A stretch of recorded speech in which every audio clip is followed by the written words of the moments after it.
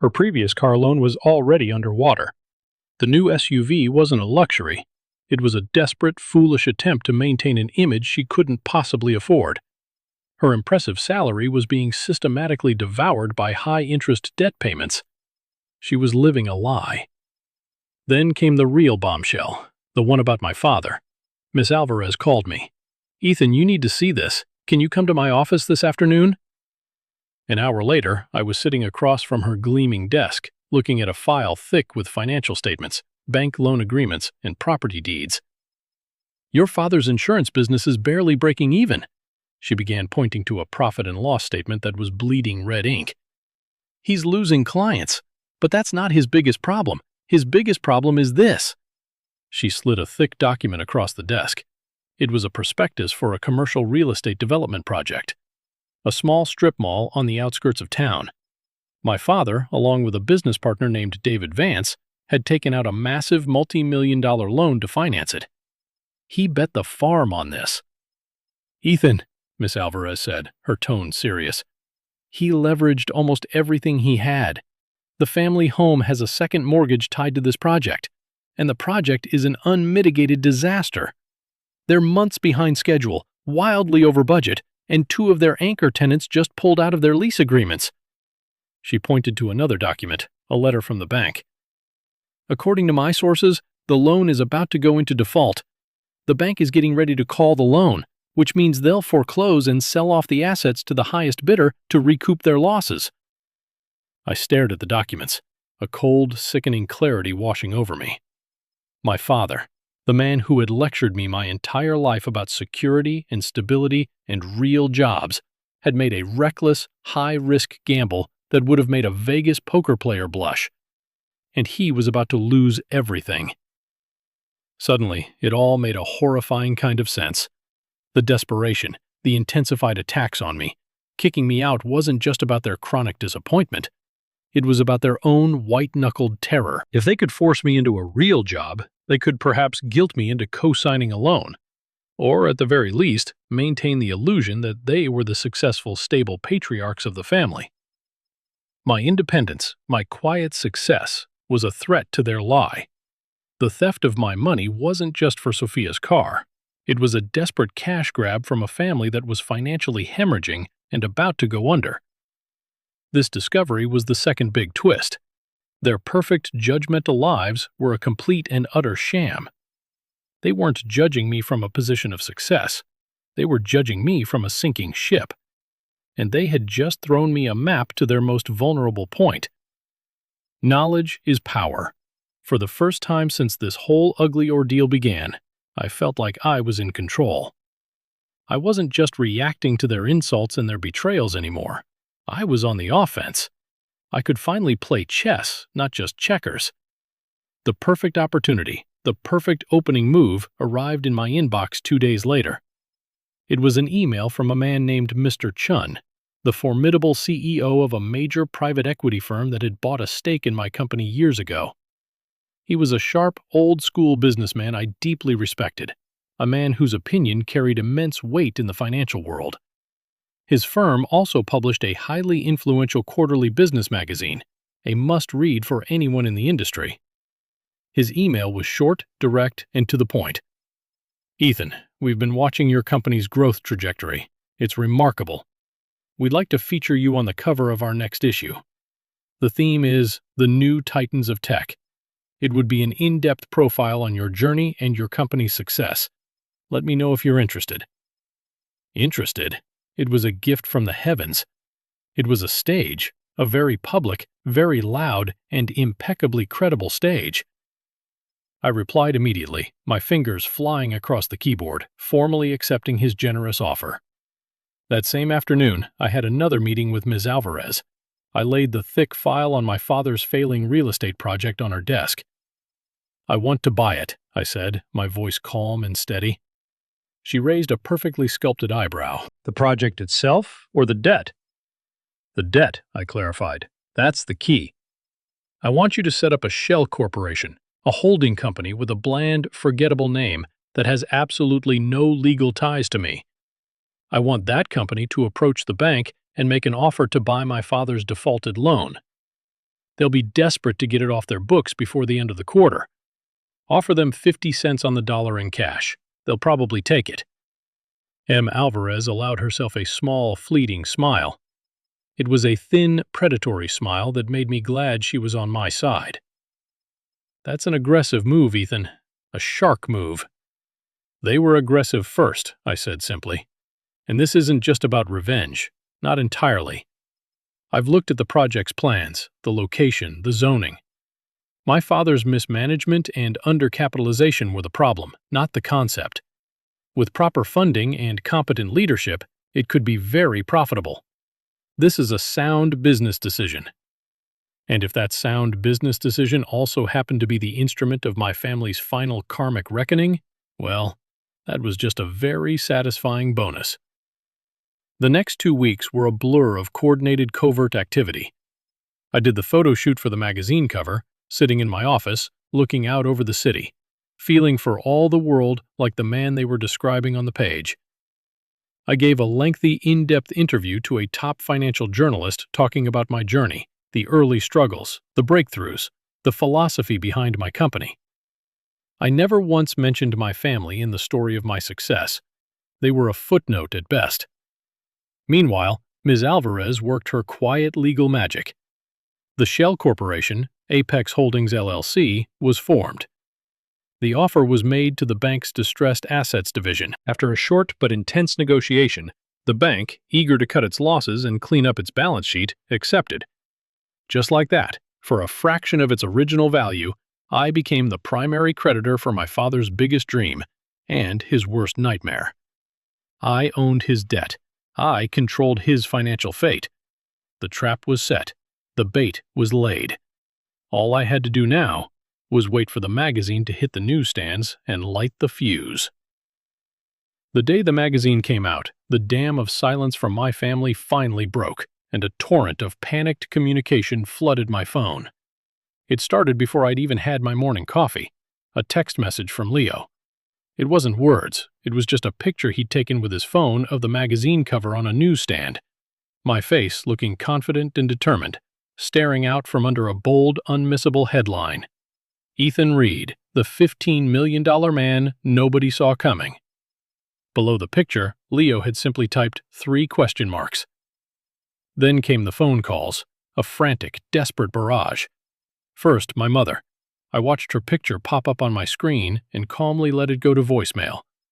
The message she left was a frantic, stammering masterpiece of disbelief. Ethan, darling, it's Mom. I just saw your uncle sent me a picture of this magazine. Is this some kind of joke? A prank?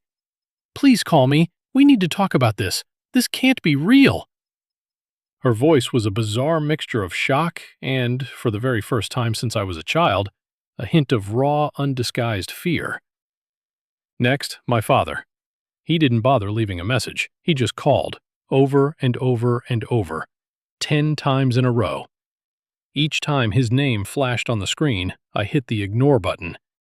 Each rejected call felt like a small, satisfying click of a lock falling into place. Sophia's reaction predictably came via social media. She didn't post anything herself. She was too clever for that. But friends started sending me screenshots. She had jumped into the comments section of the magazine's official online post, arguing with complete strangers. This is a gross exaggeration of his circumstances, she wrote in one reply. My brother does not have this kind of money. The media is so irresponsible and prints anything for clicks. Someone immediately replied, "Lol, sounds like someone's jealous." She deleted all her comments shortly after that, but the damage was done. She looked petty and foolish. The world now saw me as a success, a major one, and it was driving my family, the architects of my failure narrative, completely and utterly insane. Their carefully constructed story, the one that made them the long-suffering saints and me the prodigal failure, had been publicly and spectacularly demolished by a single glossy magazine cover. I let them stew in their confusion and panic for 3 full days. I let their calls go unanswered, their increasingly desperate texts unread. I wanted them to understand on a visceral level that the dynamic of our relationship had fundamentally and permanently changed. I was no longer the one on the outside looking in, seeking their approval. They were now the ones desperate for my attention, for my validation, for my forgiveness. On the fourth day, I made my move. I had a professional crier service deliver a thick, cream-colored envelope to their house. Inside was not a letter of explanation or a demand for an apology. It was a simple, elegantly printed invitation card. It read, "Richard Eleanor and Sophia Reed, you are cordially invited to a private dinner to celebrate a new business venture hosted by Ethan Reed. Friday evening at 8 sharp. The Grand View Restaurant, the Skyline Room." The Grand View was the most exclusive, most expensive restaurant in the entire city. A place they had only ever talked about going to for a major anniversary or celebration, but had never actually been able to afford. It was a calculated power move, and they knew it. The Skyline Room was their most private, most prestigious dining room. I didn't include an RSVP number or contact information. I knew with absolute certainty that they would be there. They were too desperate, too confused, and too greedy not to be. They would come expecting an apology, an explanation, and, most importantly, a handout. They would walk into that private room thinking they were about to finally get a piece of their son's mysterious fortune. They had no idea they were walking in to be served for dinner. The stage was set. The actors were on their way. The final, brutal act of this family tragedy was about to begin. The Skyline Room at the Grand View was on the top floor, with a single massive floor-to-ceiling window that offered a breathtaking panoramic view of the glittering city. A view very similar, I noted with some satisfaction, to the one from my own home. I arrived early and sat at the head of the long, formal dining table, the seat of power, and waited. They arrived exactly at 8. A united front of awkwardness, confusion, and poorly concealed greed. My father was wearing his best suit, the one that was now a little too tight at the waist and smelled faintly of mothballs. My mother had on a pearl necklace and a forced, brittle smile that didn't reach her terrified eyes. Sophia looked around the opulent room with wide, hungry eyes, her usual arrogance tempered by a desperate curiosity she couldn't quite hide. "Ethan," my father said, clearing his throat as they took their seats, the sound unnaturally loud in the silent room. "This is all quite a surprise. A magnificent place." "I'm full of them," I replied coolly, signaling to the white-gloved waiter to pour the expensive wine I had pre-selected. The small talk that followed was excruciating, a masterclass in avoidance. They tried to act as if the last month, the last decade, had never happened. My mother complimented the floral centerpiece. Sophia asked about the wine vintage with an air of faux sophistication. My father attempted to talk about the stock market as if he and I were financial peers who regularly discussed our portfolios. I let them. I let them stumble and posture and lie, sipping my water, saying very little, letting their discomfort grow in the lengthening silences. Finally, after the appetizers were cleared, my father put his hands flat on the table, a gesture of someone trying to take control. "Son," he began, the words sounding foreign and clumsy coming from his lips. "About that magazine article. We may have misjudged your adventure. It seems you've done quite well for yourself." "You think?" I said, my voice dangerously soft, letting the question hang in the air. My mother, sensing an opportunity for a rewrite of history, jumped in. "We were just worried, darling. A mother is allowed to worry. It all seems so risky. We never meant to hurt you. We're so proud of you. We always have been, deep down." The lie was so bald, so shameless, it was almost impressive in its audacity. Sophia, ever the opportunist, saw her opening and dove in head first. "What Dad and Mom are trying to say is, we're family. Family has misunderstandings, and we're sorry if we didn't get it. But now that you're in this position, maybe we can put all that behind us. I actually have a few business ideas myself, some startups that just need a little seed money. And with your capital and my legal expertise," I held up a hand, a simple, quiet gesture that cut her off mid-sentence. She stopped, her mouth slightly open, surprised. "I didn't invite you here to talk about my money," I said. my voice cutting through the thick layer of pretense in the room. "I invited you here to talk about a business opportunity, my latest acquisition." I let that hang in the air for a moment, enjoying the confused looks on their faces. "As you know," I continued, my eyes locking directly onto my father's, "the commercial real estate market can be a very unforgiving place. It requires careful management, meticulous foresight, and, most importantly, adequate capitalization. Without those things, even a project with great potential can fail spectacularly." I saw a flicker of raw panic in my father's eyes. He knew exactly where this was going. Sophia and my mother just looked confused. "I recently became aware of a local development project," I said, my voice steady and relentless as a drumbeat. "A strip mall, over-leveraged, months behind schedule, hemorrhaging money from every pore. The bank was about to foreclose, a real disaster in the making." My father went pale, a sickly grayish color. My mother looked at him, her brow furrowed in confusion. "It seemed like a bad investment to most," I went on, my voice never rising, never betraying any emotion. "But I saw potential. I believed that under new management, with a proper infusion of cash, it could be turned around and made highly profitable. So I made a move. I formed a new company, a holding company, and that company purchased the project's entire outstanding debt from the bank. The deal was finalized last week." I paused, letting the silence stretch until it was almost unbearable. Then I leaned forward slightly and delivered the final, fatal blow. "It was your property, Dad. Your dream project. This mine now." My father stared at me, his mouth opening and closing like a fish out of water, no sound coming out. Sophia's jaw literally dropped. My mother looked back and forth between us, her face a mask of utter bewilderment. You can't do that," my father finally stammered, his voice a pathetic squeak. "That's my life's work, my legacy." "It was a failing business that you were about to lose anyway," I stated, my voice as cold and hard as the marble floor. "And I bought it. It's just business." My mother finally found her voice, a horrified, trembling whisper. "But why, Ethan? How could you do this to your own father? How could you just walk in and take it from him?" I leaned forward, my eyes locking onto hers, and I gave her the truth she had earned, the truth she had paid for with $15,000 of my money.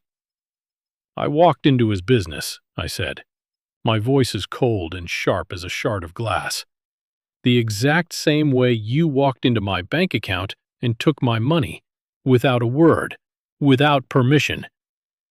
The color drained from her face, as if a plug had been pulled. In that moment, in the stunned, horrified silence of that lavish dining room, they finally understood. This wasn't a celebration. This wasn't a reconciliation. It was a foreclosure. And everything they had, everything they thought they were, was now mine. This is the moment that changed everything, when I finally took back control of my own life. Thank you for sticking with me to this point. You guys are amazing. If you could do me a huge favor and like this video and comment with the number 1 below. It lets me know you made it this far with me. It not only helps more people find this story, but it also tells me that my experiences mean something to someone out there. Your support is the biggest motivation for me to continue sharing the rest of this journey. The aftermath of that dinner was not loud and explosive, but a quiet, creeping decay. I left them sitting in that silent, expensive room, the bill already paid. I didn't look back as I walked out. The city lights welcoming me back to my own life. The public humiliation came first, and it was brutal. News travels fast in the small, incestuous world of local business and social circles. The story was just too juicy, too karmically perfect to stay quiet. Richard Reed, the pompous insurance salesman who always acted like a real estate mogul in the making, had not only failed spectacularly, but he'd lost his entire project to the very son he'd publicly downed and called a failure. My father became a ghost According to Leo, who still gave me reluctant updates, he didn't leave the house for weeks. His business partner, David Vance, formally dissolved their partnership with a scathing letter that apparently circulated among their mutual acquaintances. My father's reputation, the one thing he valued more than his own family, was in tatters. He was no longer a man to be respected at the country club. He was a cautionary tale, a punchline. Sophia's downfall was just as swift and just as public. Her entire world was built on the fragile image of success, an image funded by staggering debt and parental handouts. With the family's secret bankruptcy, now an open secret, her fiancé, Brian, the smug corporate lawyer who had looked down on me with such disdain, saw the writing on the wall. He was engaged to a lifestyle, not a person, and that lifestyle had just been foreclosed on. He called off the wedding via a tour email. The reason he gave, which Sophia apparently screamed at my mother over the phone for hours, was that he could not in good conscience build a future with someone from such a financially and morally bankrupt family. The irony was so thick you could cut it with a knife. Without my father's financial support, or the prospect of a wealthy husband to bail her out, Sophia's mountain of debt became an avalanche she couldn't escape. The first thing to go was the brand new luxury SUV, the one my money had made the down payment on. I saw it listed online a few weeks later under the heading, "Motivated Seller, Must Go." She had to sell it for a significant loss. Then she had to give up her trendy, overpriced apartment in the city and moved back into her childhood bedroom in my parents' house. The golden child had returned to the nest, not in triumph, but in total abject defeat. They were all trapped together now, in that house filled with bad memories and cheap glass figurines, suffocating in the ashes of their own arrogance. After a few weeks of what I assume was shocked silence, the desperate appeals began. They came in the form of rambling, pathetic voicemails, each one a different flavor of manipulation. The first was from my mother. Her voice was thin and ready, trying desperately to sound sweet and motherly, but it was laced with a panic she couldn't conceal. "Ethan, darling, it's your mother. I know you're angry. You have a right to be. But you can't do this. Your father, he's a broken man. He just sits in his chair all day. We're still your family, Ethan. You can't just cut us off like this after everything we've done for you." "Everything you've done for me?" I thought, my thumb hovering over the delete button before pressing down firmly. The next one came a week later from my father. His usual booming, authoritative voice was gone, replaced by a weak, growly tone I barely recognized. "Ethan, look, I was wrong. Okay, I said it. You were right, I admit it. This project, it's all I have left. This, my legacy. Don't take it from me. We can work something out. I'll be your partner. I can help you. I know the business." The idea was so absurd it was almost comical. He wanted to help me run the business he had already single-handedly driven into the ground. I deleted the message without a second thought. The final one was the most telling. It was my mother again, but the fake sweetness was gone, stripped away to reveal the raw, ugly entitlement beneath. Her voice was sharp, angry, and accusatory. "Is this what you wanted, Ethan? To humiliate us? To destroy your own family? I hope you're happy. I hope all that money you worship keeps you warm at night. You've changed. You are not the son I raised." She was right about one thing. I wasn't the son she raised. The son she raised was a quiet, hopeful boy who would do anything for a scrap of her approval. He was gone. I had been forced to kill him to survive. I knew then that I couldn't leave the door open, not even a tiny crack.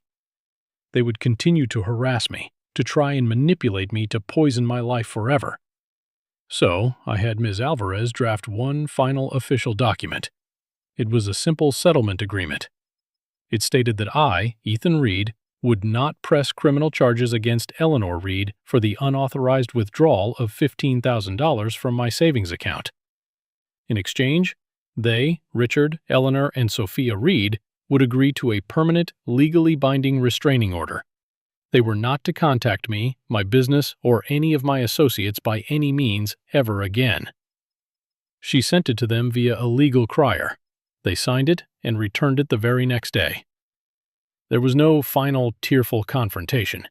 There was no dramatic movie-style reconciliation. Our relationship didn't end with a bang of anger or a whisper of regret. It ended with the cold, impersonal scratch of a pen on a legal document. And with that, I was finally, completely, irrevocably free. The year after Ethan legally cut off Richard, Eleanor and Sophia became a season of focused rebuilding rather than revenge.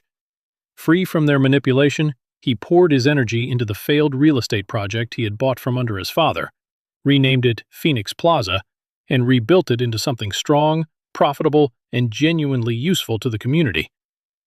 Where Richard had been careless, underfunded, and driven by ego, Ethan brought in skilled architects, competent managers, better tenants, and a clear vision.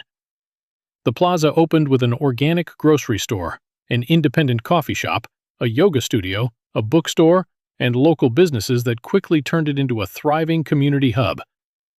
Within its first quarter, Phoenix Plaza was already profitable, proving that Ethan had not destroyed his father's dream. He had saved what Richard's pride and incompetence had nearly ruined. At the same time, Ethan's personal life began to heal. Without the constant weight of his family's judgment, he reconnected with old friends, started dating again, and surrounded himself with people who valued his passion instead of his money. His company continued growing, launching a new software suite that became an industry leader, and eventually, Ethan received an Entrepreneur of the Year award at a major gala in New York. Standing on that stage with Marcus, his team, and his real supporters cheering him on, he finally felt the belonging his family had never given him. He also created a mentorship foundation for young entrepreneurs who had vision but did not fit traditional expectations, giving them funding, guidance, and belief. When one young woman asked what his biggest obstacle had been, Ethan told her the truth. The hardest part was learning to stop listening to people who said his dream was impossible, especially when those people were supposed to believe in him most. Later, David Vance, Richard's former business partner, revealed that the other investors had already planned to remove Richard from the project before Ethan ever bought the debt.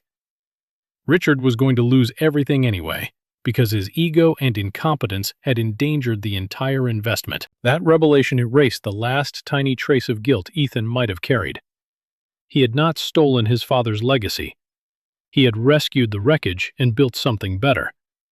Then, as if the universe wanted to close the story completely, Ethan received one final email from his mother. It contained only 3 words. "You've changed." She meant it as an accusation, but Ethan read it as confirmation. He had changed. He had stopped being the desperate son starving for approval and become a man who approved of himself. He deleted the email without replying. Standing later on the balcony of his penthouse, looking out over the city and the glowing lights of Phoenix Plaza in the distance, Ethan understood that the money, awards, company, and buildings were not the real prize. The real prize was peace. The real prize was no longer needing his family's permission to succeed, no longer allowing their doubts to define him, and no longer chasing the ghost of approval from people committed to misunderstanding him. His father had once told him to go live on the streets, hoping it would break him and prove that Richard's values were the only correct ones. Instead, every insult, dismissal, betrayal, and act of cruelty had built the fire that made Ethan stronger. In the end, he did not just survive their rejection. He turned it into freedom. They told him to go live on the streets. Ethan bought the whole block. Lives, the start of a new, peaceful chapter. And then my sister Amelia stood up. She tapped her fork against her crystal glass, a sharp, piercing sound that cut through the happy chatter like a shard of glass. Every head turned towards her. She had that look on her face, the one I'd known my whole life, the one that always preceded a storm. It was the look she got right before a competition, a calculated, predatory gleam in her eyes that meant she wasn't just planning to win. She was planning to annihilate her opponent. She was standing by the grand marble fireplace we had painstakingly restored, positioning herself as if she already owned the place, a queen addressing her court. "I'd like to make an announcement," she said, her voice dripping with a false sweetness that made the hairs on my arms stand up. My mother beamed, nudging my father beside her, probably thinking Amelia was about to give a heartwarming toast about sibling love and family pride. My father leaned forward, a proud smile already forming on his face, always ready to applaud his golden child. Clara's hand found mine under the table.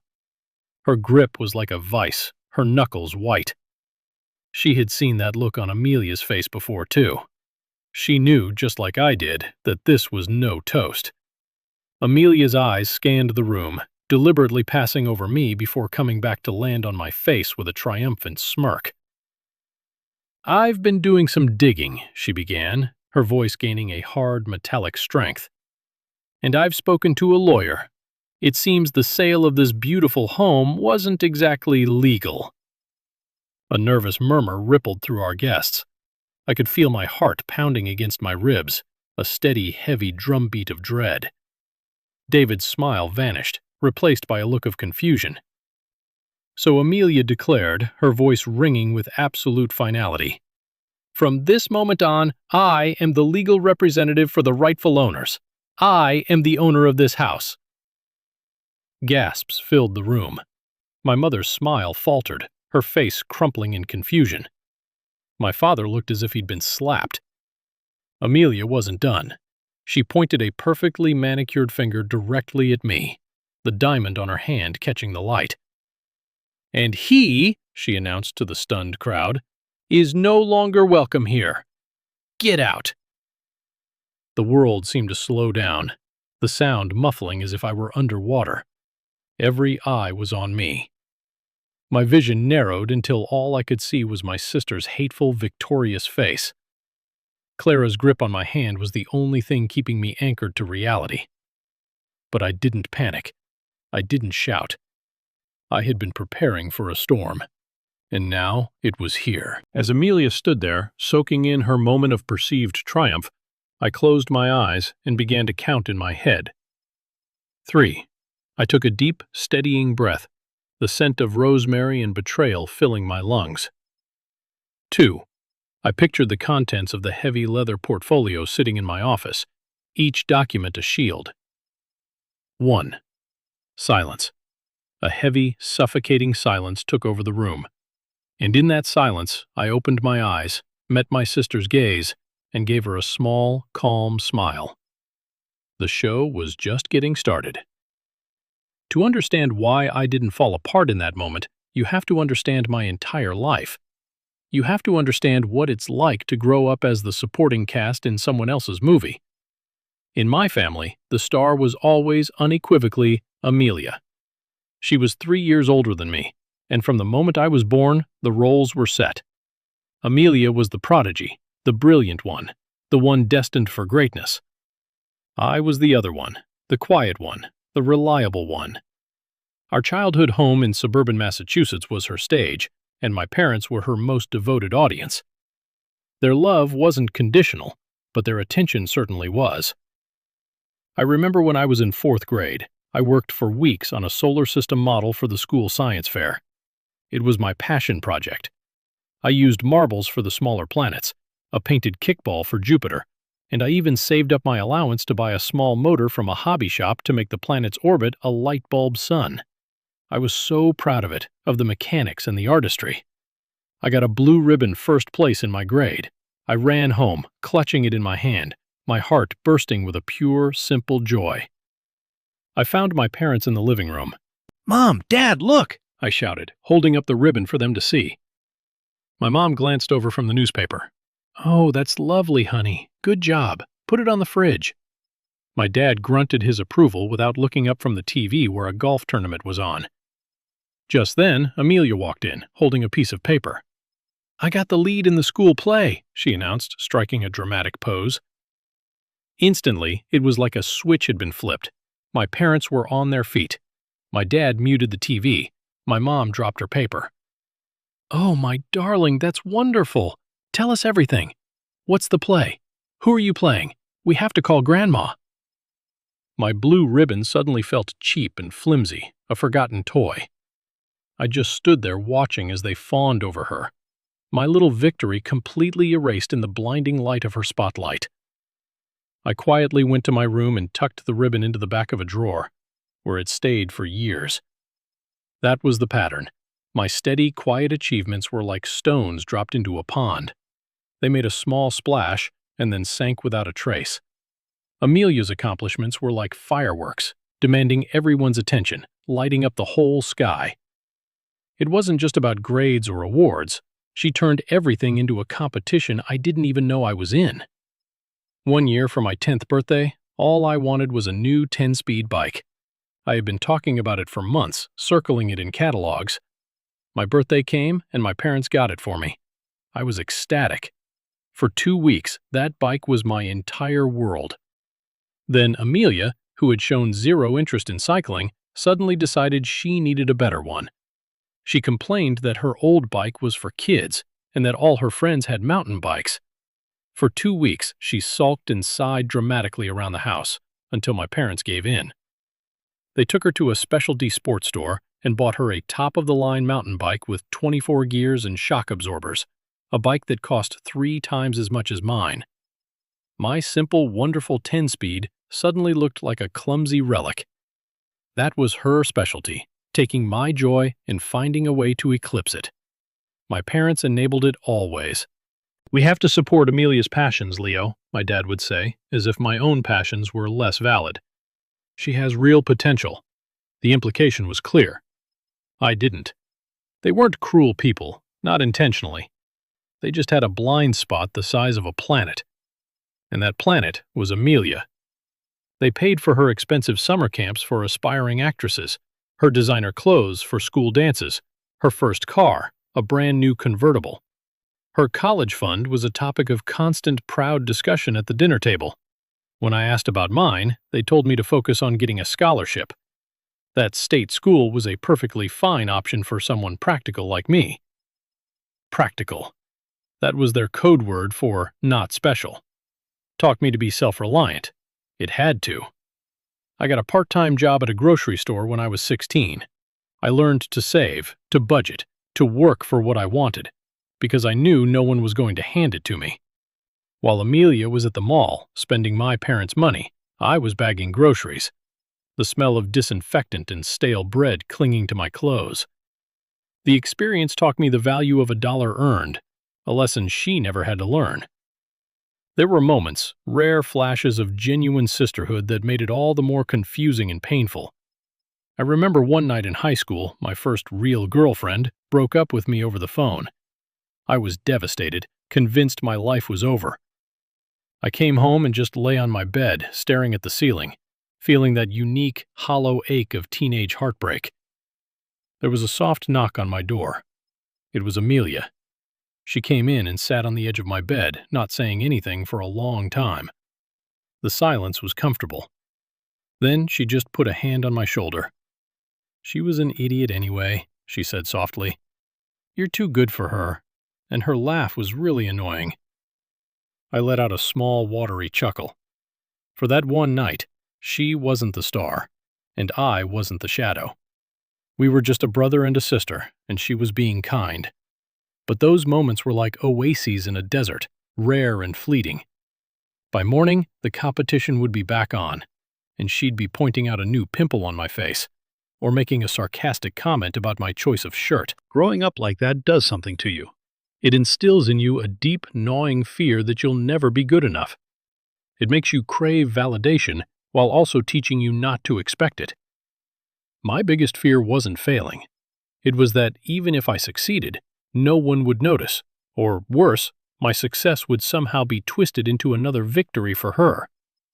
It's a heavy weight to carry, that feeling of being permanently second best in the eyes of the people who are supposed to love you unconditionally. And it was that weight, that constant grinding pressure that drove me to build a life so different from hers. A life that was so undeniably my own that she could never cast her shadow over it.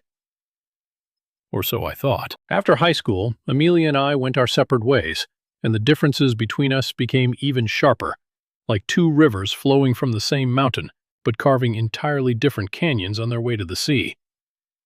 Amelia went to a prestigious, expensive private university, the one my parents had been saving for since she was born. She majored in marketing and quickly found her place among the elite, joining the right sorority, dating the right guys, and mastering the art of networking. She was a natural. She came home for holidays with stories of lavish parties and weekend trips to Europe, always dressed in designer labels my parents would proudly point out to relatives. "That's a Diane von Fenberg," my mom would whisper to my aunt. "It must have cost a fortune." 2 years after graduation, she married Richard, a successful investment banker who was just as ambitious and image-conscious as she was. He was the perfect accessory to the life she was building. Their wedding was a massive, extravagant affair at a country club, an event that my parents cashed out a portion of their retirement savings to help pay for. It was featured in a local society magazine, with a glossy photo of the happy couple. My role was to be an usher, smile for the pictures, and make sure I didn't get in the way of the photographer. Soon after, my parents helped them with a hefty down payment on a luxury condo in the city, with floor-to-ceiling windows and a doorman named Stan. Amelia had officially made it. My path was quieter, paved with grit instead of gold. I went to a state university and worked my way through it. I had 2, sometimes 3 part-time jobs at a time. Barista at the campus coffee shop, library assistant shelving books in the dead of night, delivery driver navigating city traffic. I did whatever it took to avoid the crushing weight of student debt. I studied graphic design, a field where my quiet, meticulous nature was a strength, not a weakness. I learned to find satisfaction not in applause, but in the quiet pride of a job well done, of a logo perfectly balanced, of a color palette that sang. My dream wasn't a luxury condo or a fancy car. It was simple, almost painfully so. I wanted a home, not just a place to live, but a home with history, with character, a place where I could put down roots and feel like I truly belonged, a place that couldn't be overshadowed, that felt solid and real. That's what I was thinking about the day I met Clara. It was at a weekend art fair in the park to make some extra money, and as a form of therapy. I was selling some of my watercolor paintings, mostly landscapes and old forgotten buildings. It was a hobby, a way for me to de-stress and create something just for me. Clara stopped at my little booth, and her eyes weren't just looking, they were seeing. She didn't just glance, she studied each painting. "You really capture the light," she said, pointing to a small painting of an old forgotten barn with a sagging roof. "Feels peaceful, like it has stories to tell." We talked for an hour right there in the middle of the bustling park. She was a software developer, logical and brilliant, but with an artist's soul. She understood my quiet ambition, my need to build something real and lasting. We fell in love, not with a sudden fiery passion, but with the slow, steady warmth of 2 people recognizing a home in each other. Our wedding was the polar opposite of Amelia's. We got married in a small ceremony at a public garden with only 30 of our closest friends and family. It was perfect. Of course, Amelia showed up wearing a white lace dress. It wasn't a wedding gown, but it was close enough to make a statement. She claimed it was ivory, but everyone knew what she was doing. I saw the look on my mother's face, a flicker of annoyance quickly replaced by her usual indulgent smile for Amelia. I just squeezed Clara's hand, pulled her close, and focused on her. It was our day, and I refused to let Amelia make it hers. For the first few years of our marriage, Clara and I lived in a tiny 1-bedroom apartment with questionable plumbing and paper-thin walls, where we could hear our neighbors arguing about their custody agreement. We lived frugally, a skill I had mastered long ago. We packed our own lunches, drove a 10-year-old car, and put every spare dollar into a high-yield savings account. We nicknamed the Dream House Fund. Amelia loved to comment on our lifestyle whenever she graced us with a visit. She'd walk into our apartment, look around with a pitying expression, and say things like, "Oh, this is so quaint. It must be so freeing to not care about material things." It was a backhanded compliment, a way of calling us poor while pretending to be enlightened. She'd talk about her and Richard's upcoming ski trip to Aspen, or the new promotion Richard got, which came with a huge bonus and a better title. We just smile and nod, knowing we were working towards something that meant more to us than a luxury vacation or a fancy title. We were building a future, not just an image. The dream of owning a home became our shared obsession, our North Star. We'd spend weekends driving through old neighborhoods, pointing out Victorian houses and charming craftsman bungalows. We talk about raising a family, about having a garden where Clara could grow tomatoes, about creating a space that was entirely ours. It was this dream that kept us going through the long hours and the tight budgets. It was our quiet rebellion against the world of appearances that Amelia lived in. We didn't need a stage or an audience, we just needed a foundation, and we were building it, one brick, one saved dollar at a time. It was a slow, patient process, but we knew deep down that it would be worth it. We were proving, mostly to ourselves, that a life of substance was worth infinitely more than a life of style. The opportunity, when it finally came, arrived not with a bang, but with a quiet conversation over a cup of tea, came from the most unexpected place. Through my graphic design work, I had a client, a sweet 87-year-old woman named Mrs. Eleanor Pendleton. I was helping her design a small, self-published book of her late husband's poetry. We spent hours together in her home, a magnificent, slightly faded Victorian house with a wraparound porch, intricate gingerbread trim, and a beautiful, overgrown garden that hinted at decades of love and care. I fell in love with it instantly. It had the kind of character and soul that you just can't find in new construction. Felt alive.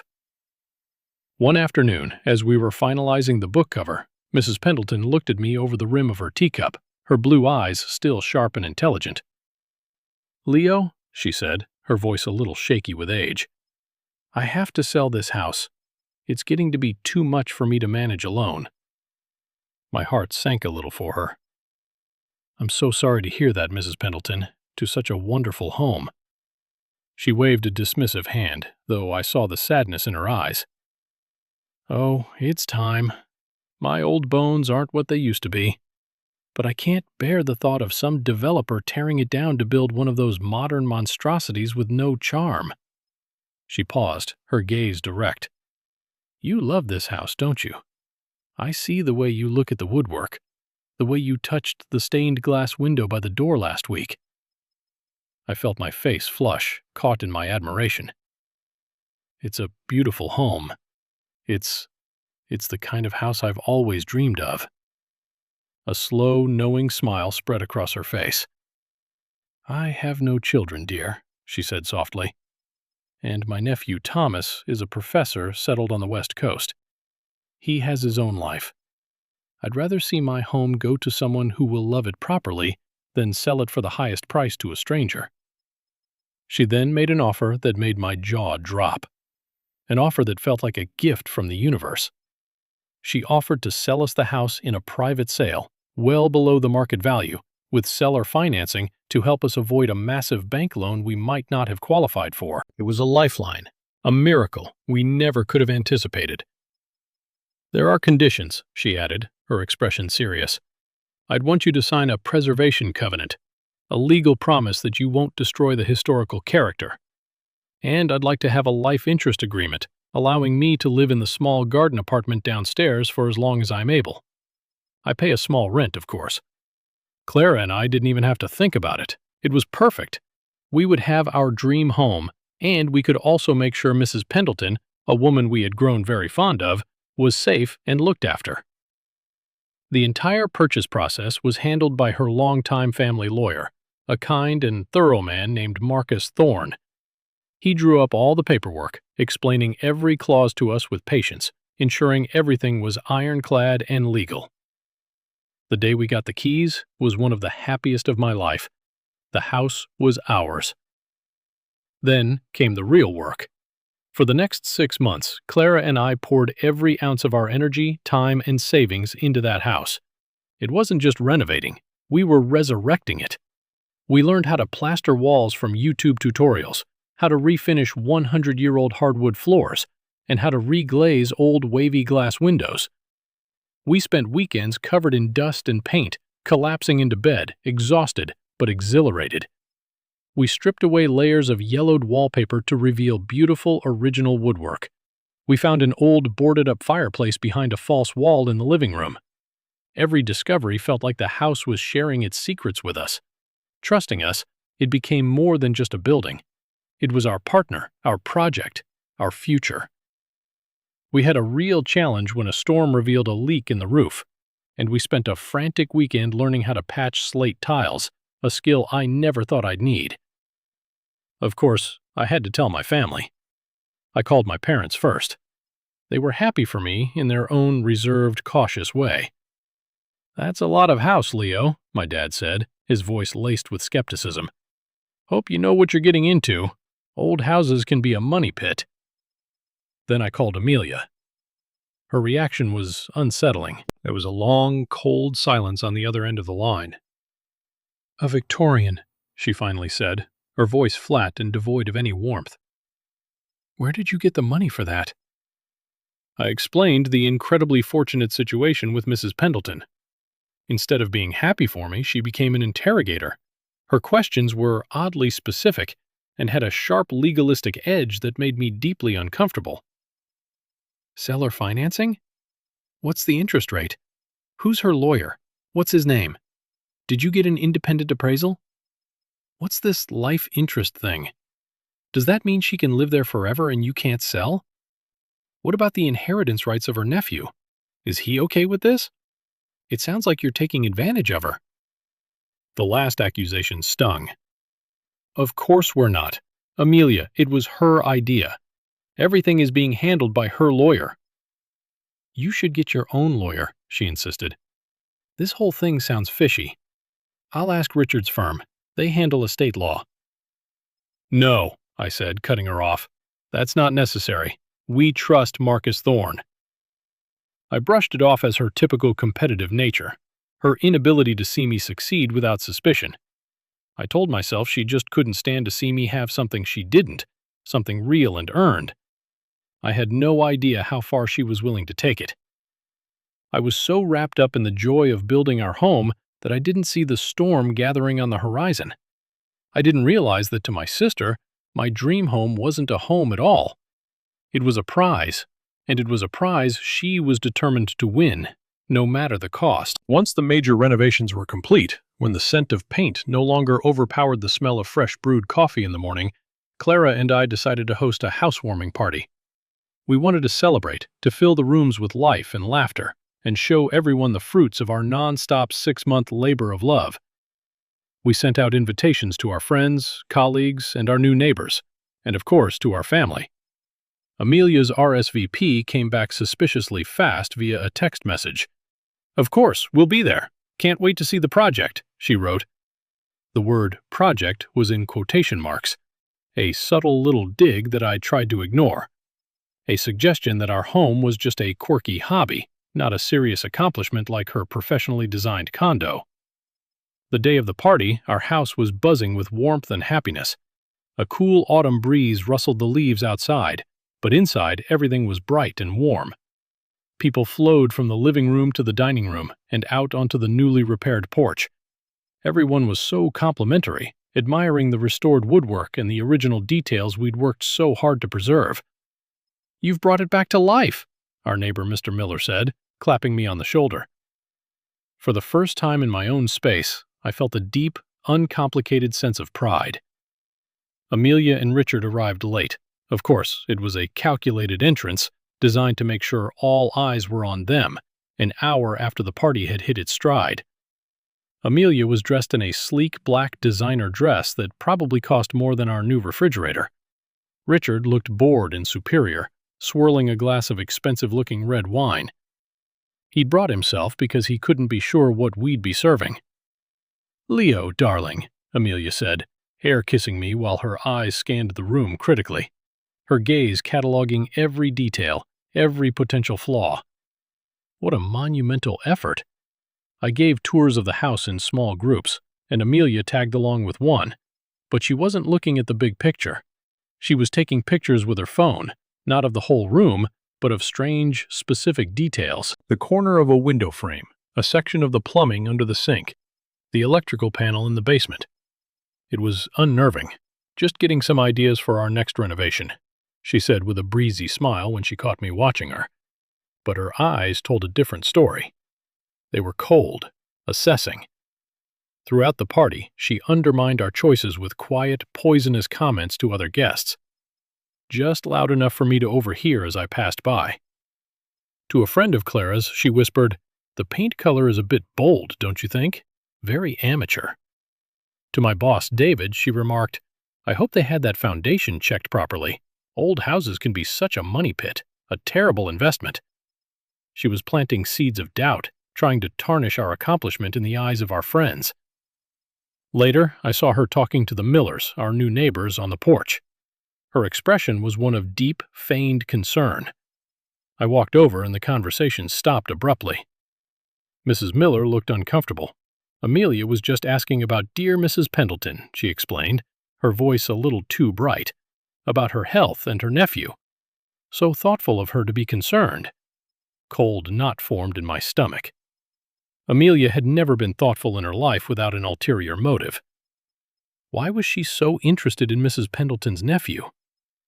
The breaking point, the moment my unease curdled into genuine fear, came when I went to my home office to grab my phone charger. The room was at the back of the house, quiet and away from the party. The door was slightly ajar. I pushed it open and saw Amelia standing by my desk. My desk where all our important documents were filed. She had a file open, and as I walked in, she quickly shoved a sheath of papers into her massive, expensive purse and slammed the file shut. She was so engrossed she hadn't heard me approach. "Amelia, what are you doing in here?" I demanded, my voice sharper and louder than I intended. She jumped, startled, a flicker of pure panic in her eyes before she masked it with indignation. "God, Leo, you scared me. I was just admiring your workspace," she said, her smile not reaching her eyes. "It's so cozy." She brushed past me and out of the room, leaving the scent of her strong, cloying perfume hanging in the air like a guilty confession. My hands were shaking as I walked over to the desk. The file she had been looking at was the one from the house closing, the one containing copies of the deed, the sales agreement, the appraisal, everything. I frantically thumbed through it. What had she taken? The papers seemed to be in order, but were there copies missing? What was she looking for? I went back out to the party, my head spinning. The cheerful noise of the crowd seemed distant and strange. I found Clara and pulled her aside into the kitchen. Amelia was just in my office going through the house papers. I whispered, my voice tight. "I think she stole something." Clara's eyes widened, her hand flying to her mouth. "What? Why would she do that? What could she possibly want?" "I don't know," I said, the cold knot in my stomach tightening into a block of ice.